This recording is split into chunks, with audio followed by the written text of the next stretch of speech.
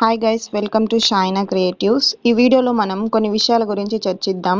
ప్రశాంతత అంటే ఏమిటి, అది ఎలా వస్తుంది అని కొందరు ప్రశ్నిస్తూ ఉంటారు. సో దాని గురించి ఇప్పుడు డిస్కస్ చేద్దాం. మనకు నచ్చినట్లుగా మనం జీవించడమే ప్రశాంతత అంటాం. మనకు నవ్వాలి అనిపించినప్పుడు నవ్వడం, మనకు ఏడవాలి అనిపించినప్పుడు ఏడవడం, మనకు తినాలి అనిపించినప్పుడు తినడం, మనకి ఇష్టమైన చోటుకు మనం వెళ్ళడం. ఇలా ఈ పనుల్ని ఎవ్వరి అంగీకారం కోసం ఎదురు చూడకుండా మనకు నచ్చినట్లుగా మనం చూసుకుంటే అదే జీవితం, ప్రశాంతత అనే అర్థం వస్తుంది. మీలో ఎంతమంది ఇది అంగీకరిస్తారు? చాలా మంది ఉంటారు. ఎక్కడైనా బయటికి వెళ్ళాలంటే ఇంకొకరి పర్మిషన్ కోసం వెయిట్ చేస్తారు.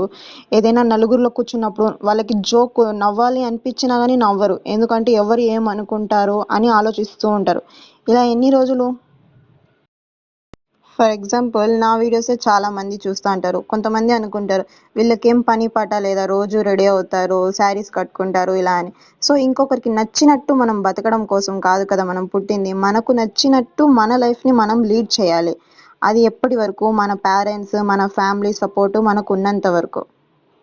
ఇంకొంతమందికి చదువుకొని వాళ్ళు ఏదో సాధించాలని ఉంటారు. కానీ అందరి కోసం తనకిష్టం లేని జాబ్స్ చేస్తూ కష్టపడుతూ ఉంటారు. ఎందుకంటే వేరే వాళ్ళు ఏమనుకుంటారో, అయ్యో మనం చదువుకున్నాం కదా ఇంకా జాబ్ చేయకపోతే ఎవరైనా ఏమైనా అనుకుంటారేమో అని వాళ్ళకి ఇష్టం లేని ఫీల్డ్లో కూడా సెటిల్ అయిపోతారు. అది కాదు లైఫ్. మనం ఏమనుకున్నామో, మన డ్రీమ్స్ ఏమున్నాయో మనం దాంట్లో సెటిల్ అవ్వడమే నిజమైన జీవితం. ఇంకొకరి గురించి పట్టించుకుంటూ ఉంటే మనం లైఫ్లో ముందుకు వెళ్ళలేం.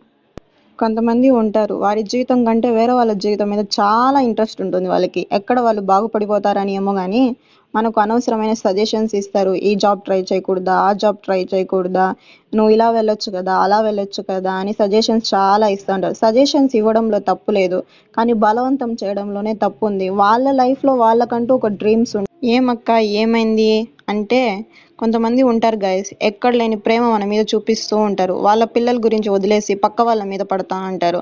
అలాంటి వాళ్ళకి ఇది ఎవరు చెప్తున్నానో వాళ్ళకి బాగా అర్థమైనట్టు ఉంది. మా రిలేటివ్స్లో కొంతమంది ఉన్నారులేండి. వాళ్ళ విషయాల కంటే పక్క విషయాల మీద చాలా ఇంట్రెస్ట్ ఉంటుంది వాళ్ళకి. అర్థమైంది అనుకుంటా ఎవరికి చెప్పానో. సో మాకు హెల్ప్ చేయకపోయినా పర్లేదు, కానీ మీ గురించి మీరు చూసుకోండి.